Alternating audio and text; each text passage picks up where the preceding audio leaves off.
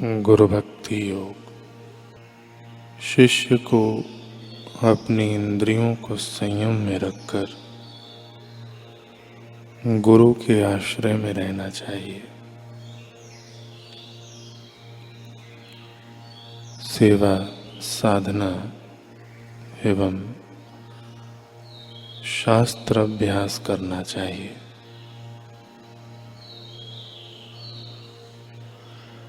शिष्य को गुरु के द्वार से जो कुछ अच्छा या बुरा,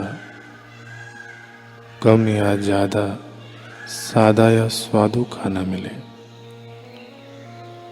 वह गुरु भाई को अनुकूल होकर खाना चाहिए।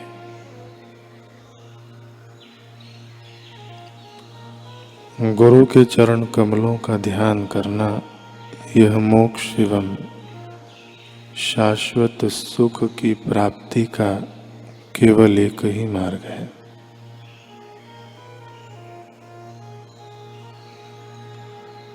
जो मनुष्य गुरु के चरण कमलों का ध्यान नहीं करते, वे आत्मा का घात करने वाले हैं। वे सचमुच जिंदे शव के समान कंगली मवाली हैं। वे अति दरिद्र लोग हैं। ऐसे निगुरे लोग बाहर से धनवान दिखते हुए भी आध्यात्मिक जगत में अत्यंत दरिद्र हैं। गुरु के चरण कमल का ध्यान करना यह शाश्वत सुख के द्वार खोलने के लिए अमोघ चाबी है। सद्गुरु की आवश्यकता क्यों? अपौरुषीय वेद ज्ञान गूढ़ और समझने में कठिन है। ब्रह्मवेत्ता सद्गुरु के मार्गदर्शन बिना अपने ही मन से कोई वेदों उपनिषदों का अध्ययन करके उनका अर्थ समझने की कोशिश करे तो उसे अपनी कल्पना, अपनी मति के अनुरूप थोड़ा बहुत समझ मिल सकती है।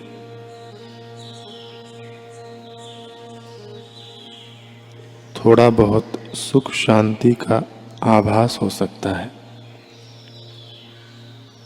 पर उन सद्ग्रंथों के वचनों का जो लक्ष्यार्थ है, जहां वे वचन दिशा निर्देश करके अपने आप को हटा लेते हैं, अर्थात उस आत्मा परमात्मा को वाणी या शब्दों से परे वर्णातीत बता देते हैं,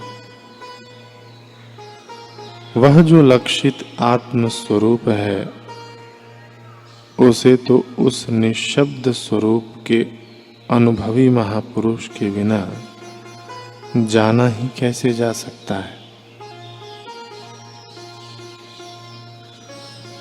स्वामी शिवानंद जी द्वारा विरचित गुरु भक्ति योग सतशास्त्र में स्पष्ट शब्दों में कहा गया है कि साधक कितना भी बुद्धिमान हो, फिर भी सद्गुरु अथवा आध्यात्मिक आचार्य की सहाय के बिना वेदों की गहनता प्राप्त करना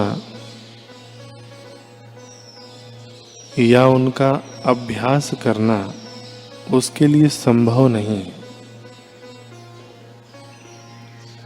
इसलिए वेदों को सागर की तरह बताया गया है और ब्रह्मज्ञानी महापुरुषों को मेघ की तरह। सागर का पानी सीधे न तो पीने के काम आता है और न ही उससे भोजन बनाया जा सकता है। लेकिन जैसे सागर के पानी को सूर्य की किरणें उठाती हैं एवं वही पानी जब मेघ के रूप में बरसता है तो अमृत के समान मधुर हो जाता है, ऐसे ही वेद रूपी सागर से उपनिषदों का मधुर सुपाच्य सारभूत ज्ञानामृत ब्रह्मवेत्ता संत उठाते हैं और फिर जब सबका मंगल सबका भला हो इस कारुण्य भाव से भरकर बरसाते हैं तो हमारे लिए वह सत्संग अमृत बन जाता है। श्री गुरु ग्रंथ साहिब में आता है, वाणी गुरु गुरु है बाणी, विच बाणी अमृत सारे। पूज्य बापू जी के सत्संग में आता है कि वेद पढ़ने से किसी को आत्म साक्षात्कार हो जाए इसका कोई भरोसा नहीं है, किंतु ब्रह्मवेत्ता सद्गुरु के वचनों से आत्म साक्षात्कार कईयों के जीवन में हुआ है। संत कबीर जी कहते हैं कि गुरु बिन ज्ञान न उपजे, गुरु बिन मिटे ना भेद, गुरु बिन संशय ना मिटे, जय जय जय गुरुदेव।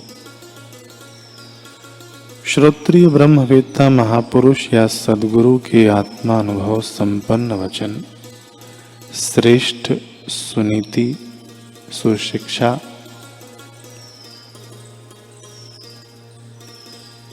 और ये वचन हमें दुख बाधा अशांति कष्ट उद्वेग आदि से परे ले जाकर अपने अखंड स्वरूप सतचित आनंद स्वरूप अनंत स्वरूप परमात्मा देव का प्रसाद हमारे हृदय में प्रगटाने की क्षमता रखते हैं। अतः अपने मित्रों साथियों सहित स्वयं उन्हीं वचनों को सर्व प्रकार से स्वीकार कर आचरण में लाने की शिक्षा वेद भगवान दे रहे हैं। मनुष्यकृत वचन जगत की सत्यता बढ़ाते हैं, जबकि सद्गुरु के मुख से प्रवाहित वैदिक ज्ञान गंगा जगत की सत्यता को मिटा के आत्मा परमात्मा की सत्यता हमारे हृदय में दृढ़ करती है। ईश्वर की सत्यता अपने वास्तविक मैं की सत्यता। सद्गुरु वचन के श्रवण मनन और निधिध्यासन मात्र से अपने आप में ही आनंद और सुख शांति की प्राप्ति होती है। यह अनेक साधकों और वेदांत के जिज्ञासुओं का अनुभव है। अतः वेद भगवान के ये वचन बड़ा ज्ञानांजन प्रदान करने वाले हैं।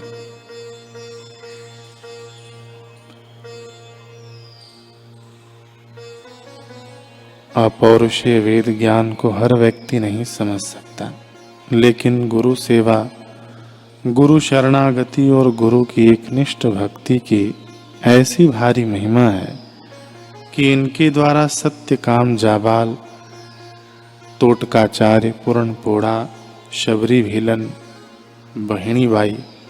बहिणाबाई जैसे अशिक्षित शिष्य भक्त भी भगवत तत्व का साक्षात्कार कर पार हुए हैं।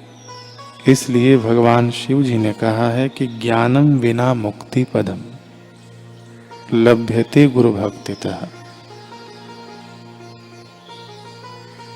गुरुदेव के प्रति अनन्य भक्ति से ज्ञान के बिना भी मोक्ष पद मिलता है।